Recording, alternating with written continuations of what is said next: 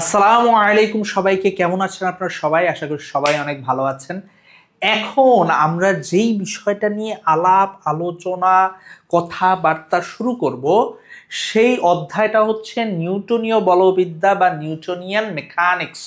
নিউটনীয় বলবিদ্যা বা Newtonian mechanics এই বিষয়টা নিয়ে আমরা এখন যাবতীয় আমাদের আলাপ আলোচনা কথাবার্তা শুরু করব।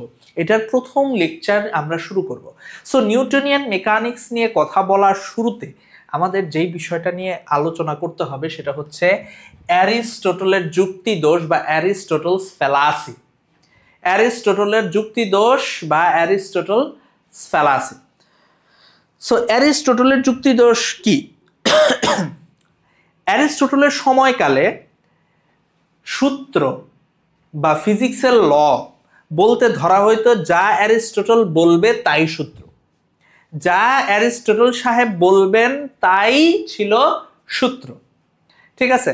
সো অ্যারিস্টটল সাহেবকে জিজ্ঞেস করা হইতো যে একটা বস্তু ছেড়ে দিলে নিচে পড়ে কেন? উনি বলতেন যে নিচে পড়বে, এটাই বস্তুর ধর্ম। Falling body is the equilibrium, it is the tendency to fall a body, যে এটাই পড়বে, এটাই বাস্তব।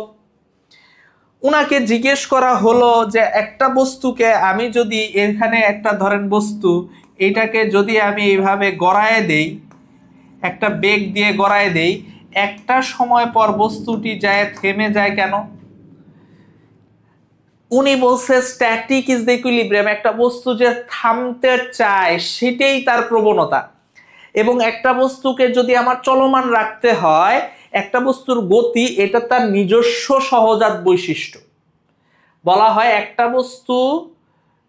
একটা বস্তুকে যদি গতিশীল রাখতে হয়, কনস্ট্যান্টলি বাইরে থেকে আমার এনার্জি দিতে হবে, কনস্ট্যান্টলি আমার এনার্জি এইখানে দিতে হবে, তাইলে এটা চলতে থাকবে।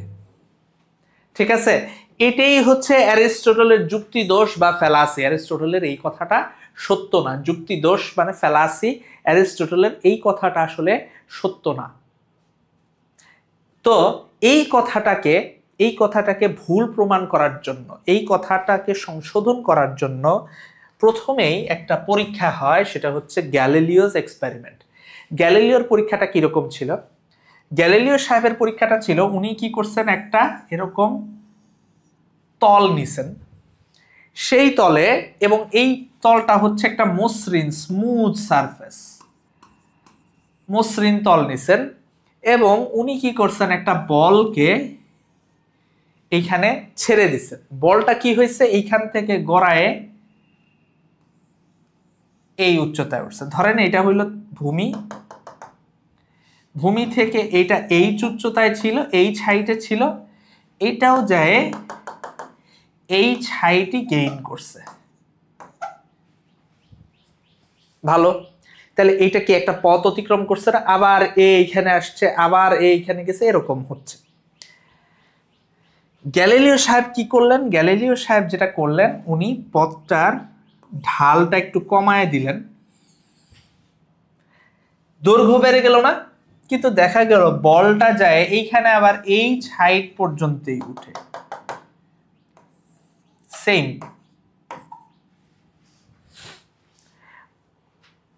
পথ, কিন্তু সে বেশি গেল, তাই না? পথ সে কি গেল, বেশি গেল না? গ্যালিলিও সাহেব কি করলেন, উনি পথটাকে আরেকটু হেলায় দিলেন, আরেকটু হেলায় দিলেন। দেখা গেল বলটা আবার এইচ হাইট পর্যন্তই গেল, যদিও সে বেশি পথ অতিক্রম করছে, কিন্তু পথটা তার কাছে ম্যাটার করতেছে না, সে সেম হাইটই গেইন করার চেষ্টা করতেছে। উনি কি করলেন, এটাকে শুয়ায় দিলেন। দেখা গেল বলটা এই দিক বরাবর নাইমে সে সোজা সামনের দিকে চলতে থাকলো, এবং অনেকক্ষণ ধরে চললো, অর্থাৎ ঘর্ষণ যতক্ষণ না পর্যন্ত থামায়। অর্থাৎ বস্তুটা কি, যে গতিশীল, সে গতিশীল অবস্থায়, যেই অবস্থায় সেই অবস্থায় থাকতে চায়। অর্থাৎ সে এই ছাইটে ছিল, সে আইসে এই ছাইটেই উঠতে চাইছে। সে বারবার এইচ হাইটে উঠতে চাইছে এবং সে এই জায়গা দিয়ে গতিশীল হয়েছে, সে এইচ হাইটে উঠার আকাঙ্ক্ষায় সে বরাবর সে চলতেছে। তাইলে বস্তু থেমে যাবে এটাই যে বস্তুর বাস্তবতা, এই কথাটা আসলে সত্য না। যেটা গতিশীল বস্তু সেটা গতিশীলই থাকতে চাবে, অর্থাৎ বস্তুর যেই অবস্থায় আছে সে সেই অবস্থায় থাকতে চাবে। এটাই হচ্ছে গ্যালিলিও পরীক্ষা করছিলেন, পরবর্তীতে নিউটন এটাকে স্টেটমেন্ট আকারে দিয়েছেন। আপনি গ্যালিলিওর পরীক্ষার এই দেখেন, এখানে একটা আমরা এই যে বলটা গেল আবার চলে আসলো, এটাকে আরেকটু হেলায় দেওয়া হবে। এই যে দেখেন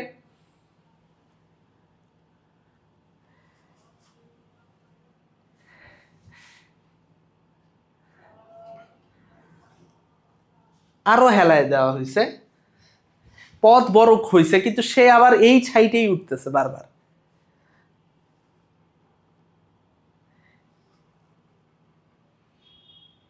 সে চলতেছে চলতেছে চলতেছে, খেয়াল করে দেখছেন?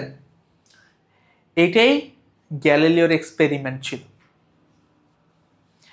খেয়াল করেন, এই এক্সপেরিমেন্টের উপর ভিত্তি করেই নিউটনের গতির প্রথম সূত্র, স্যার আইজাক নিউটনের গতির প্রথম সূত্র ফিলোসফিয়া ন্যাচুরালিস প্রিন্সিপিয়া ম্যাথমেটিকা এই বইটাতে ইনক্লুড করা আছে। ফার্স্ট যে লটা সেটা বলা আছে, বাহ্যিক কোনো বল প্রয়োগ না করলে স্থির বস্তু স্থির থাকবে এবং গতিশীল সরল রৈখিক পথে গতিশীল বস্তু চিরকাল সুষম গতিতে চলতে থাকবে। বৃত্তীয় পথে গতিশীল হইতে গেলে, বৃত্তাকার পথে গতিশীল হইতে গেলে সেই জায়গায় ত্বরণ লাগে, সেই জায়গায় বল লাগে, সেটা কেন্দ্রমুখী বল। কিন্তু সরল রৈখিক পথে যেটা গতিশীল সেটা সুষম গতিতে চলতে থাকবে যদি বাহ্যিক কোনো বল প্রয়োগ না করা হয়। বাহ্যিক কোনো যদি বল প্রয়োগ না করা হয়, স্থির বস্তু স্থির থাকবে, গতিশীল বস্তু সুষম গতিতে চলতে থাকবে। এইখানে স্যার আইজাক নিউটন যেই বিষয়টা বলছে, যেই বিষয়টা স্টেট করার চেষ্টা করছে, যেই কনসেপ্টটা, সেই কনসেপ্টের নাম হচ্ছে জড়তা। সেই কনসেপ্টের নাম কি? জড়তা বা ইনার্শিয়া। এই জন্য নিউটনের প্রথম সূত্রকে বলা হয় জড়তার সূত্র। জড়তার সূত্র, ল অফ ইনার্শিয়া বলে। এটা জড়তার সূত্র, বুঝাইতে পারছি? এটাকে ল অফ ইনার্শিয়া বলে। সো গতির প্রথম সূত্রের যে কনসেপ্টটা সেটা হলো জড়তা। কোন বস্তু যে অবস্থায় আছে সেই অবস্থায় থাকতে চাওয়ার প্রবণতাকে। একটা বস্তু স্থির আছে, সে স্থিরই থাকতে চায়। একটা বস্তু গতিশীল আছে সরল রৈখিক পথে, সে গতিশীলই থাকতে চায়। এই যে টেন্ডেন্সি, এটাকেই আমরা কি বলবো? জড়তা। এই জড়তা তিন ধরনের, একটাকে বলে স্থিতি জড়তা, ইনার্শিয়া অফ রেস্ট, একটা হচ্ছে গতি জড়তা, ইনার্শিয়া অফ মোশন, একটা হচ্ছে দিকের জড়তা, ইনার্শিয়া অফ ডাইরেকশন। তাইলে জড়তা কয় ধরনের? তিন ধরনের। একটা হচ্ছে ইনার্শিয়া অফ রেস্ট বা স্থিতি জড়তা, ইনার্শিয়া অফ মোশন বা গতি জড়তা, আর একটা হচ্ছে ইনার্শিয়া অফ ডাইরেকশন বা দিকের জড়তা। কয় ধরনের? তিন ধরনের জড়তার কথা বলা আছে ওস্তাদ। কয় ধরনের জড়তা? তিন ধরনের জড়তা। স্থিতি জড়তা কি? ধরেন আপনি ধরেন বাইকের পিছনে উঠলেন, আপনি স্থির আছেন, আপনার বডি কিন্তু স্থির থাকতে চায়। তো বাইকটা আপনার হুট করে পিক আপ দিলে আপনি পিছন থেকে পড়ে যান না, কারণ আপনার আপার বডি ও কিন্তু স্থির, নিচের অংশটা সে সামনের দিকে। তাহলে আপনার কি স্থিতি জড়তা কি হয়েছে? ভঙ্গ হয়েছে।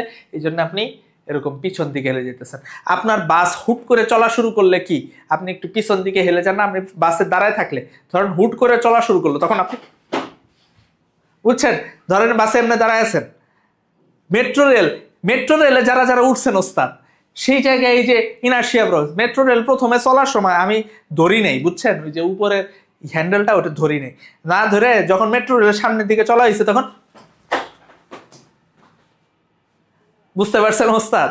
তো ধরতে হবে, যখন ধরবেন তখন একটু এরকম হেলে গেলেও আপনার এটা ধরা থাকবে, তখন সমস্যা হবে না ওস্তাদ।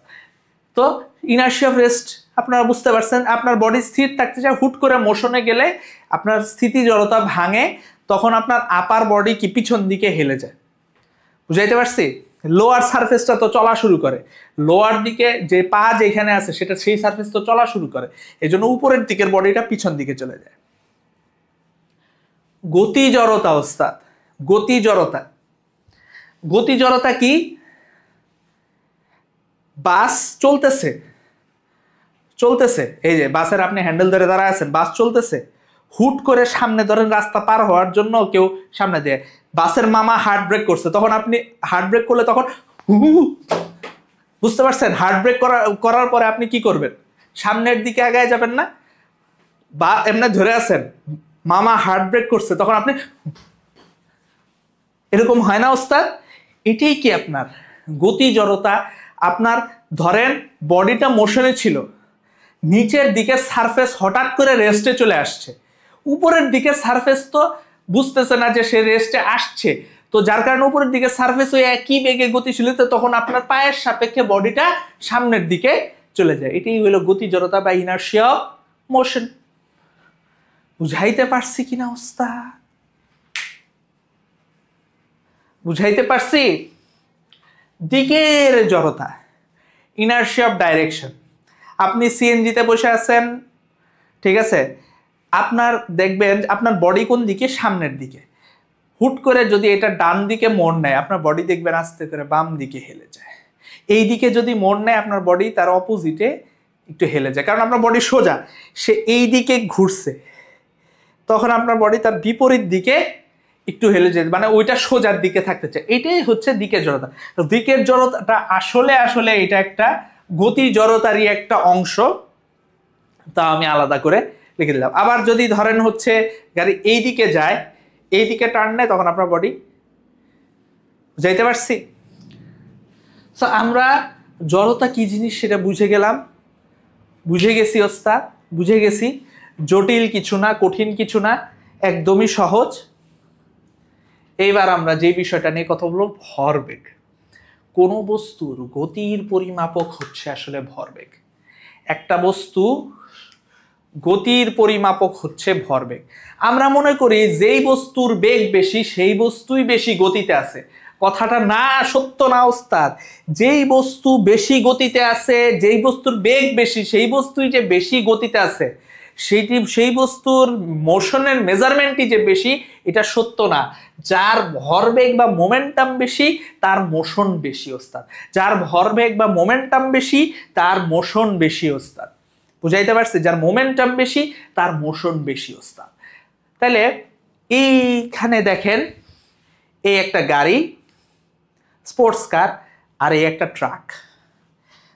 ধরেন এই গাড়িটার ভরবেগকে আসলে প্রকাশ করা হয় measure of motion. The quantifier of motion is the momentum. বুঝাইতে পারছি? ভরবেগকে পি দ্বারা প্রকাশ করা হয়, P is equal two MV. ঠিক আছে, এই পি এটাই হচ্ছে ভরবেগ।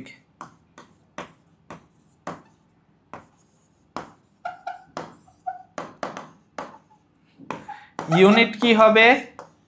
এসআই ইউনিট, এম কত? কেজি, ভি কত? Metre per second. এটাই হচ্ছে তার ইউনিট। এখন দেখেন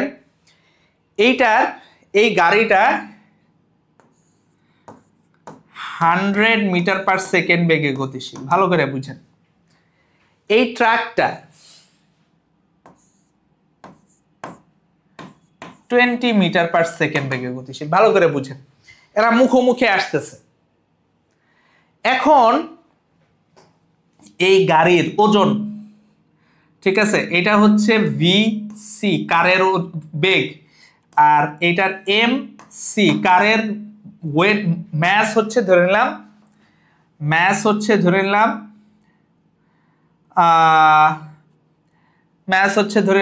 নিলাম আমি কত, 600 কেজি। আর ট্রাকের এম, এটা হলো ভিটি, আর এম টি হচ্ছে আমার ধরে নিলাম 5000, 5 টনের ট্রাক ধরে নিলাম 5000 কেজি। ক্লিয়ার? এখন দেখেন এইটার যদি পিসি বের করি, পিসি কত হবে? KG metre per second. আর এইটার পিটি কি হবে? ট্রাকের মোমেন্টাম কি হবে? ট্রাকের ভরবেগ।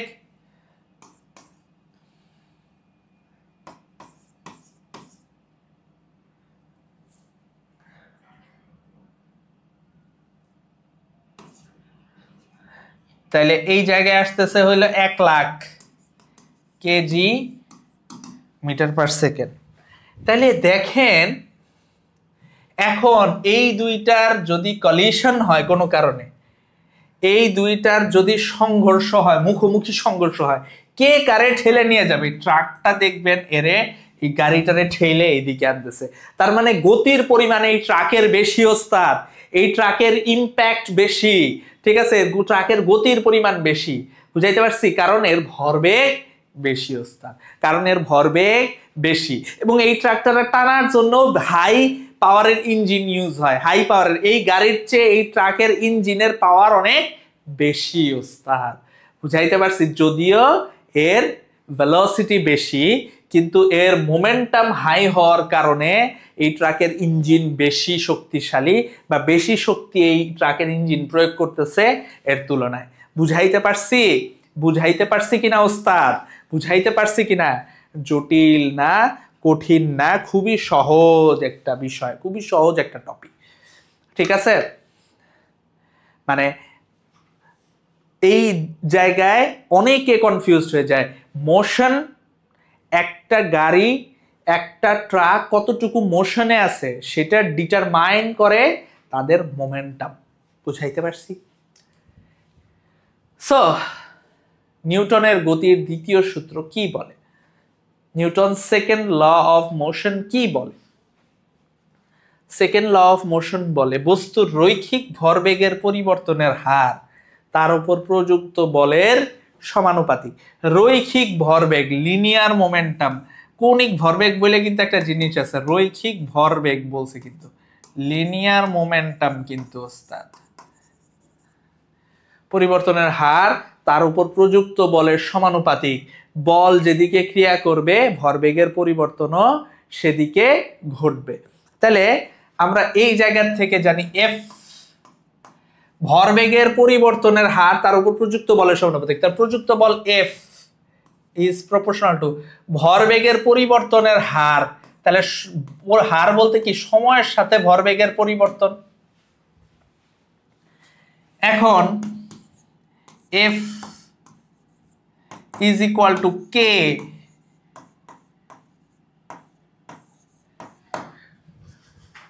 ডিডিটি অফ পি, ঠিক কিনা? এখন কে এর ভ্যালু আমরা কিভাবে বের করব? 1 নিউটন বল প্রয়োগে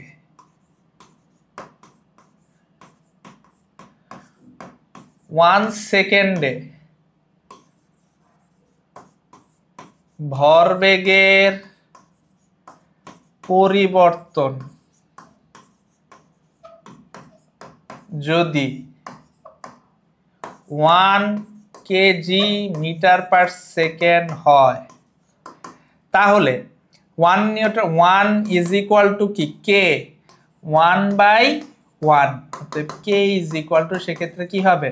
1 হবে। তাহলে কে এর ভ্যালু এখান থেকে আমি 1 বসাইতে পারি না 1 নিউটন বলের সংজ্ঞানুসারে।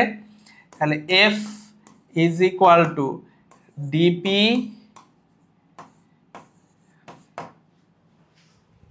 একটু আগে কি দেখলাম ওস্তাদ? P is equal two MV দেখলাম না? তাহলে এই জায়গায় এফ ডি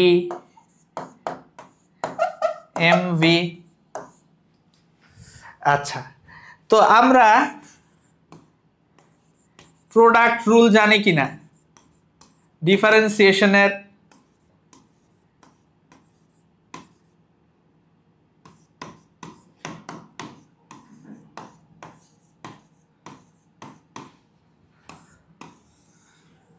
এটা কি?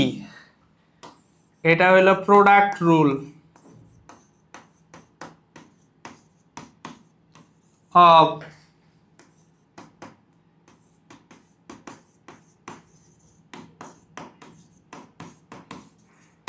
ডিফারেন্সিয়েশন। প্রোডাক্ট রুল আমরা জানি কি না ওস্তাদ? অবশ্যই জানি ওস্তাদ, প্রোডাক্ট রুল আমরা অবশ্যই জানি। তাইলে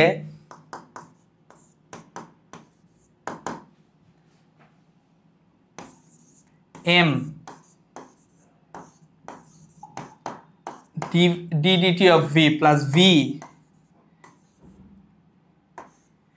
ddt of m। ভর কি? কনস্ট্যান্ট।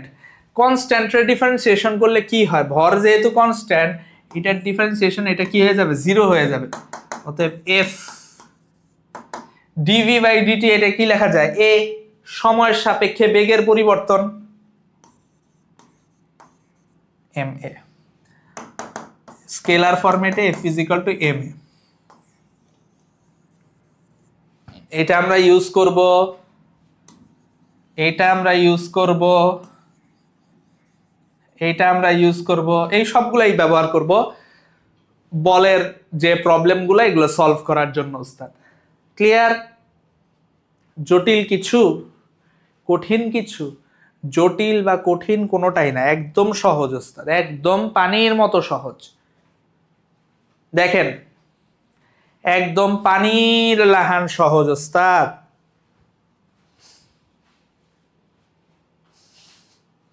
পানির লাহান সহজ।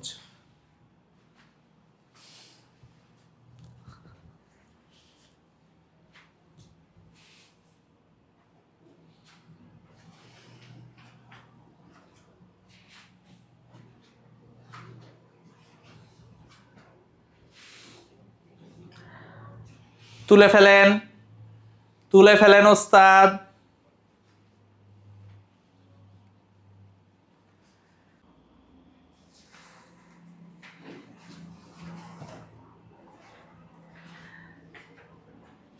আমাদের এইখানে একটা প্রবলেম দেওয়া আছে ওস্তাদ, এটা নিজেরা একটু চেষ্টা করেন। এইখানে আমাদের একটা প্রবলেম দেওয়া আছে, নিজেরা চেষ্টা করেন। প্রবলেমে কি বলা আছে ওস্তাদ? দেখেন, বলা আছে স্থির অবস্থায় থাকা একটি বস্তুর উপর 15 নিউটন মানের একটি বল 4 সেকেন্ড ধরে ক্রিয়া করে। এরপর বস্তুটি 9 সেকেন্ডে 54 মিটার যায়। বস্তুটির ভর কত? এটা আমাদের কাছে জানতে চেয়েছে ওস্তাদ। বস্তুটার ভর কত সেটা আমাদের কাছে জানতে চাইছে। খেয়াল কর। তো এটা করার জন্য আমি আপনাদেরকে 1 মিনিট সময় দিব ওস্তাদ, 1 মিনিট সময় দিব। নিজেরা চেষ্টা করেন, জটিল কিছুই না ওস্তাদ, একদম সোজা। জটিল কিচ্ছু না ওস্তাদ, একদম সোজা, পানির মতো সোজা।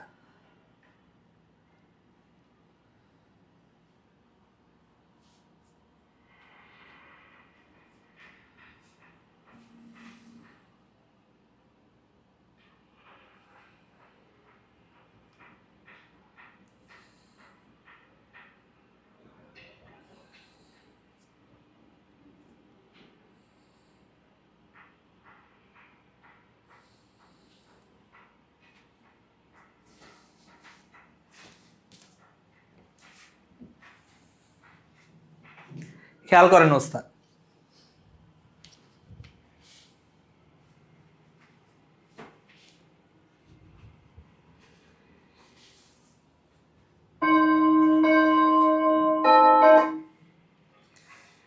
খেয়াল করেন।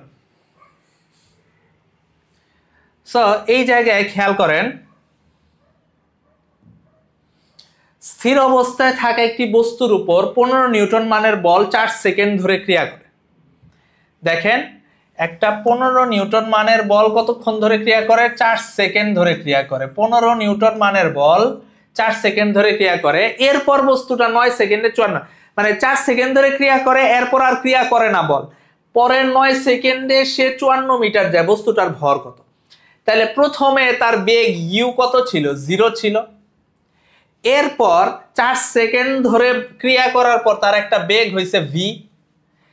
ঠিক আছে, এই ভি বেগেই সে 9 সেকেন্ডে 54 মিটার গেছে, 9 সেকেন্ডে 54 মিটার গেছে, তাহলে তার ভিটা কত আমি বের করতে পারবো কিনা এখান থেকে ওস্তাদ দেখেন তো।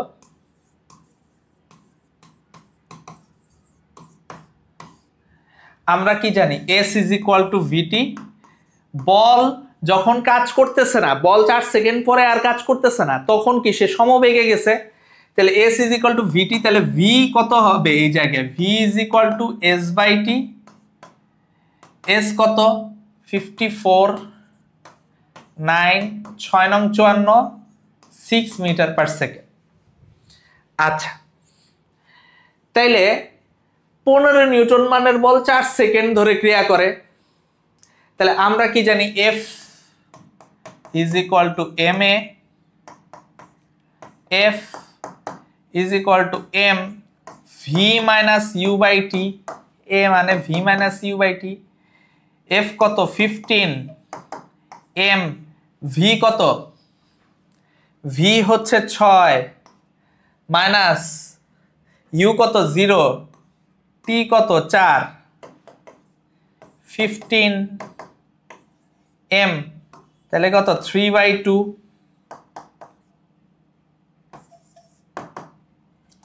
30/3 কত 10 কেজি। এটাই অ্যান্সার। জটিল কিছু?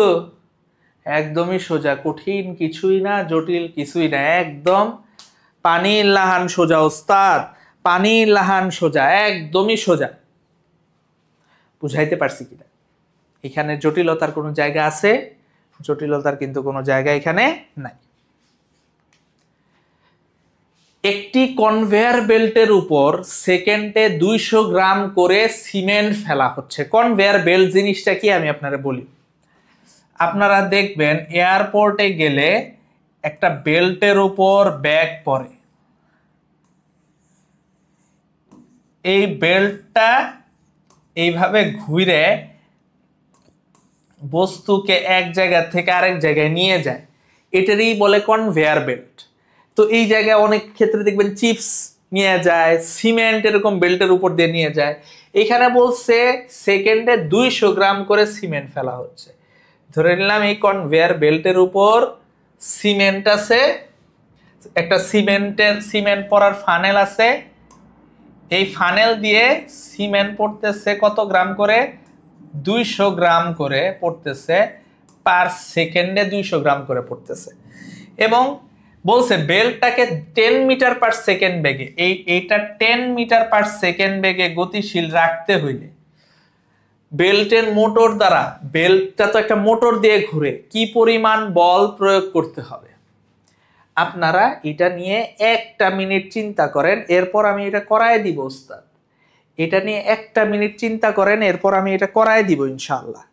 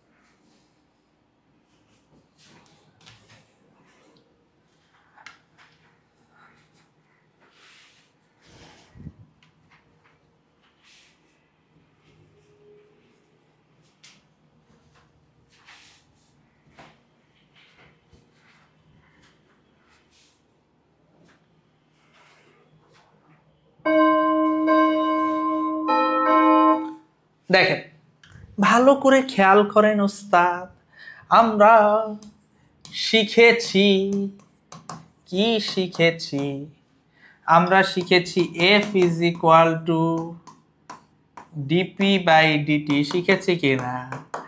সেই জায়গা থেকে পি এর জায়গায় আমরা কি এম ভি বসাতে পারি কিনা? পারি। তাহলে এইটার জায়গায় আমরা কি বসাইতে পারি? M DDT of V plus V DDT of M, DM by DT আর কি। এখন বলেন ভি কি? কনস্ট্যান্ট। এইখানে ভি কত? 10। ভি এর ভ্যালু চেঞ্জ হওয়া যাবে না উস্তাদ, ভি 10। ভি এখানে কনস্ট্যান্ট উস্তাদ, ভি এখানে টনটনা একটা কনস্ট্যান্ট, তাহলে ভি যেহেতু এটা কনস্ট্যান্ট 0 হয়ে যাবে। আর ডিএম বাই ডিটি, প্রতি সেকেন্ডে 200 গ্রাম করে সিমেন্ট ফেলা হচ্ছে, তাহলে ভর পরিবর্তনের হার কত? 200 গ্রাম। 200 গ্রাম করে কনভেয়ার বেল্টের উপর ভর বাড়তেছে, 200 গ্রাম করে বাড়তেছে, point point point point point point 200 গ্রাম করে ভর ফেলা হচ্ছে, এটুকু point point point point point point, তাহলে 200 গ্রাম পার সেকেন্ড, গ্রাম পার সেকেন্ড, 200 গ্রাম পার সেকেন্ড মানে কি 0.2 কেজি পার সেকেন্ড, ঠিক কিনা? তাইলে খেয়াল করেন ভি কত? 10। এইখানে কত? ডিএম বাই ডিটি কত? 0.2। এটাই কি ডিএম বাই ডিটি না? এটাই ডিএম বাই ডিটি। এইখানে কি কি দেওয়া আছে? এইখানে V is equal to 10 metre per second দেওয়া আছে, আর দেওয়া আছে ডিএম বাই ডিটি হলো 0.2 কেজি পার সেকেন্ড। দেখেন KG per second into metre per second গুণ করলে, ঠিক আছে, কেজি পার সেকেন্ড আর মিটার পার সেকেন্ড গুণ করলে আসে KG metre per second square, ওটাই হচ্ছে আমার নিউটন। এফ হইতেছে তাহলে কত? 2 Newton. KG metre per second square মানে কি? Newton. KG metre per second square মানে কি? নিউটন। বুঝাতে পেরেছি? বুঝাতে পেরেছি কিনা? একদম সহজ। পরেরটা, 10 সেন্টিমিটার স্কোয়ার প্রস্থচ্ছেদের ক্ষেত্রফল বিশিষ্ট একটি হোস পাইপ দিয়ে 10 মিটার পার সেকেন্ড বেগে পানি নির্গত হচ্ছে। পাইপটিকে স্থিরভাবে ধরে রাখতে কত বল দরকার হবে? পাইপটিকে স্থিরভাবে ধরে রাখতে কত বল দরকার হবে? এটা করার জন্য আমি আপনাকে 1 মিনিট সময় তো অবশ্যই আমি দিতে চাই। নিজেরা চেষ্টা করেন, এরপর আমি করিয়ে দিব ওস্তাদ।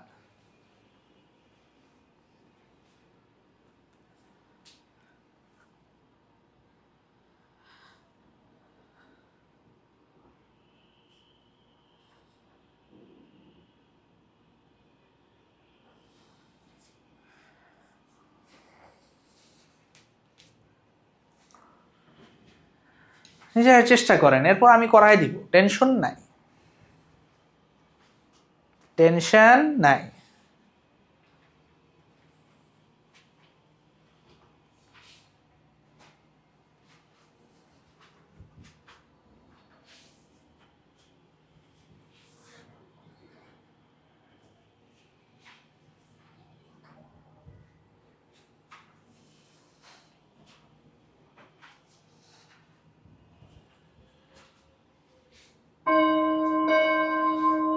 আচ্ছা খেয়াল করেন,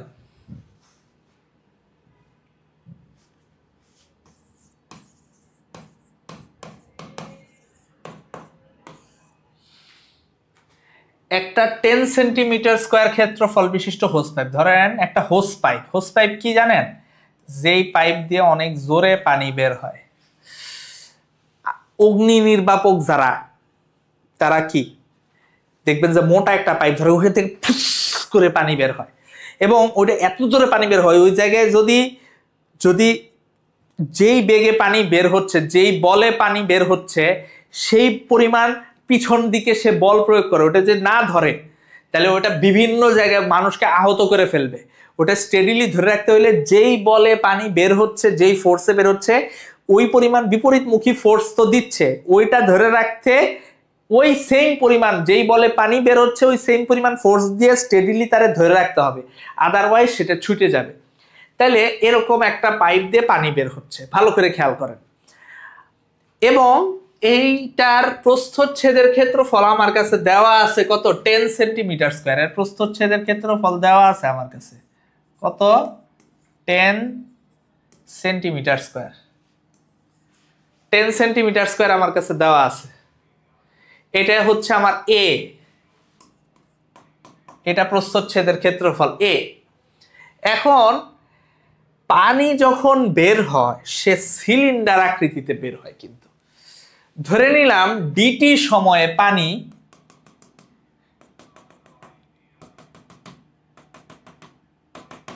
সিলিন্ডার আকৃতিতে বের হবে এবং এটার একটা বেগ থাকবে, পানির বেগ আমার কাছে দেওয়া আছে 10 মিটার পার সেকেন্ড। এই যে ভি বেগে পানি বের হচ্ছে, এইটা হচ্ছে ডিটি সময়।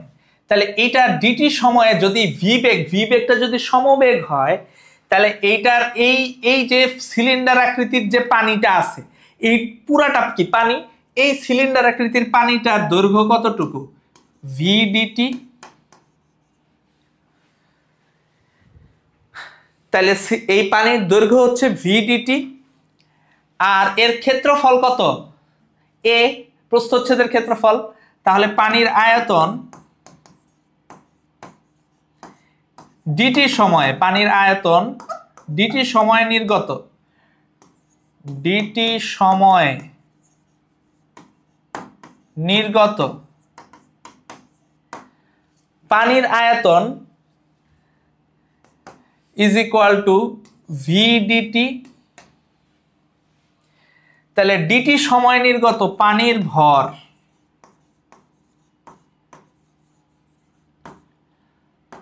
ভর যদি ডিএম হয়,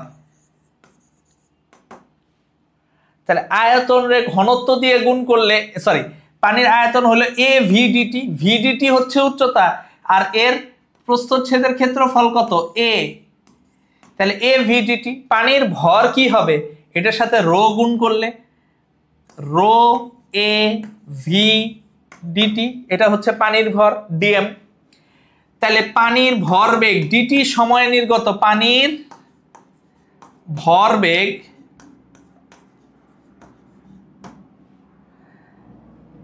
ভরবেগের পরিবর্তন যেটা ডিপি, সেটা কি হবে, রো এ ভি ডিটি, এটা কি আমার ডিএম ইন্টু কি ভি। তাহলে rho A V square DT, এটাই হচ্ছে আমার কি ডিপি। তাহলে আমরা সমীকরণ কি জানি, এফ ইজ ইকুয়াল টু কি ডি ডিটি অফ পি বা ডিপি বাই ডিটি। ডিপির জায়গায় আমি কি লিখতে পারি, rho A V square DT by DT, ঠিক কিনা, ডিটি ডিটি চলে যায়। তাহলে এইখানে থাকে কি rho A V square, rho কত, পানির ঘনত্ব 1000, এ কত 10 সেন্টিমিটার স্কোয়ার, সেন্টিমিটার স্কোয়ার রে মিটার স্কোয়ারে নিলে 10 ইন্টু 10 টু দি পাওয়ার -4, ঠিক আছে, A is equal to 10 centimetre square. তাহলে 10 ইন্টু 10 টু দি পাওয়ার -4 এত কি মিটার স্কোয়ার। আর ভি কত, ভি দেওয়া আছে 10 স্কোয়ার, ঠিক আছে।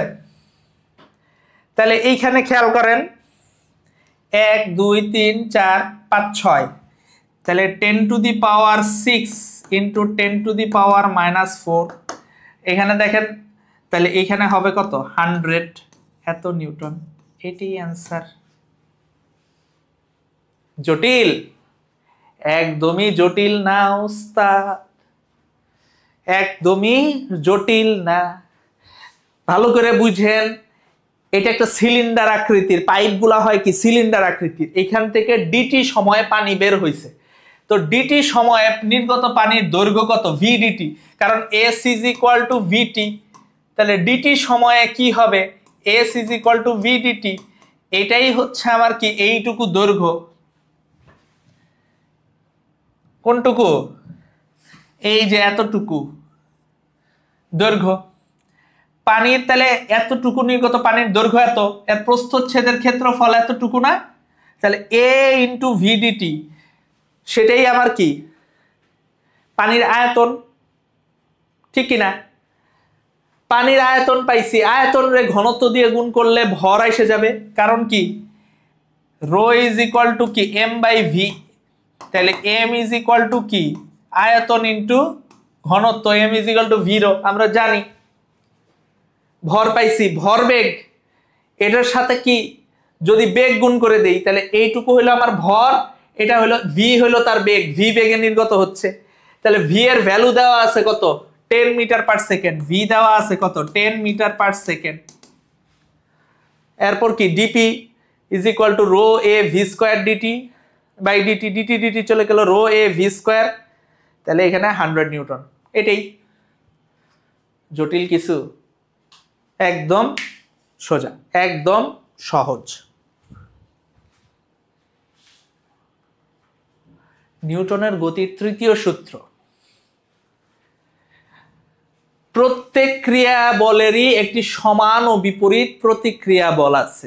Every action has an equal and opposite reaction, and action and reaction acts on different object.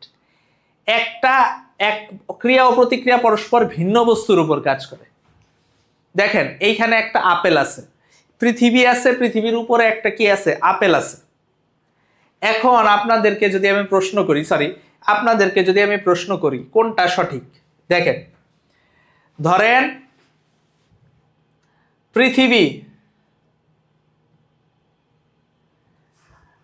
পৃথিবী কি করে আপেল রে টানে,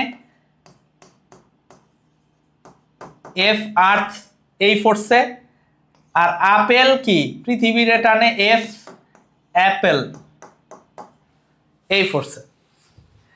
তাহলে আপনারা আমারে বলেন এফ আর্থ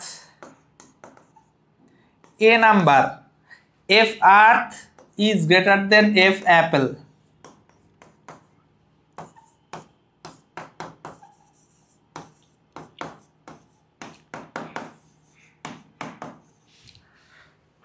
কোনটা সঠিক? আপেলের উপর পৃথিবীর বল বেশি না পৃথিবীর উপর আপেলের বল বেশি, কোনটা বেশি বলেন? এ সঠিক না বি সঠিক বলেন? বলেন ওস্তাদ, এ সঠিক নাকি বি সঠিক? কোনটা সঠিক ওস্তাদ বলেন তো,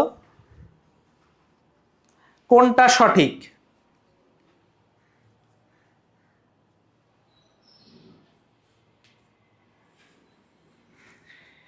এ সঠিক না বি সঠিক, কোনটা সঠিক? ভালো করে খেয়াল করেন ওস্তাদ, দুইটার একটাও সঠিক না, কারণ এটা ক্রিয়া প্রতিক্রিয়া। দেখেন এখানে এটা ক্রিয়া প্রতিক্রিয়া, পৃথিবীর বলটা আপেলের উপর, আপেলের বলটা পৃথিবীর উপর, ক্রিয়া প্রতিক্রিয়া পরস্পর ভিন্ন বস্তুর উপর কাজ করতেছে না, এবং এরা পরস্পর সমান হবে। F apple is equal to F earth, দুইটা পরস্পর সমান হবে। তাইলে এখন আপনারা বলবেন তাইলে আপেল একটা ছেড়ে দিলে পৃথিবী উপরের দিকে উঠে আসে না কেন? আপেল ছেড়ে দিলে পৃথিবী উপরের দিকে উঠে আসে না কেন? আপেল কেন পৃথিবীর দিকে পড়ে? ওস্তাদ বল সমান, ত্বরণ তো সমান না। আপনি যদি আপেলের ত্বরণ বের করতে চান পৃথিবীর দিকে, তাহলে আপেলের উপর প্রযুক্ত বল কি এফ আর্থ, বল প্রয়োগ করতেছে না, এম অ্যাপেল এ অ্যাপেল, তাইলে এর ত্বরণ কি হবে? অ্যাপেলের ত্বরণ কি হবে? আর্থের যা বল অ্যাপেলেরও তাই বল, এম অ্যাপেল, অ্যাপেলের ভর, আপেলের ভর ধরে নিলাম কত 100 গ্রাম ধরে নিলাম, 100 গ্রাম ধরে নিলাম, তাহলে ধরে নিলাম 0.1 কেজি, 100 গ্রাম মানে 0.1 কেজি। কিন্তু এফ অ্যাপল এম আর্থ এ আর্থ,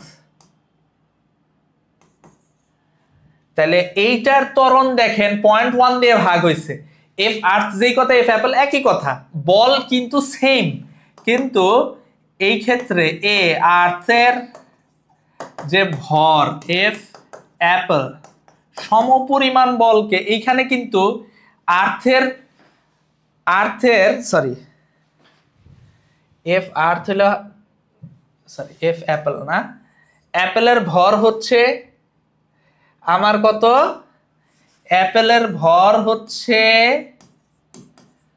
100 গ্রাম, কিন্তু পৃথিবীর ভর 6 × 10⁻24 কেজি, 6 × 10⁻24 কেজি, যার কারণে এ আর্থ এইটা প্রায় শূন্যের কাছাকাছি, টেন্স টু 0, মানে পয়েন্টের পর 24টা শূন্যের পর 6 আসবে।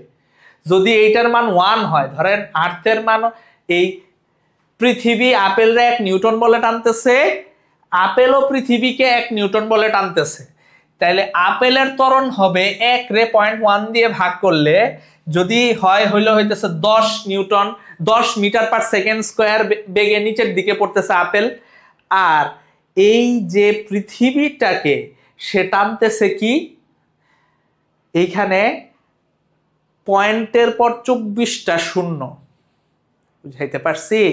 6 × 10⁻, তাহলে এইখানে এই এর মানটা অনেক কমে যায় না, এই জন্য আপেল পৃথিবীর দিকে যায়, পৃথিবী আপেলের দিকে আসে না ওস্তাদ, আপেল পৃথিবীর দিকে যায়। ত্বরণ এইখানে কি পৃথিবীর উপর, পৃথিবীর ত্বরণটা আপেলের দিকে, পৃথিবীর ত্বরণ 0 অলমোস্ট, বুঝাইতে পারছি? বুঝাতে পেরেছি কিনা ওস্তাদ? একদমই সহজ। আমার মনে হয় আপনাদের নিউটনের গতির 3টা সূত্রই আপনারা পই পই করে বুঝতে পারছেন এবং অনুধাবন করতে পারছেন ওস্তাদ।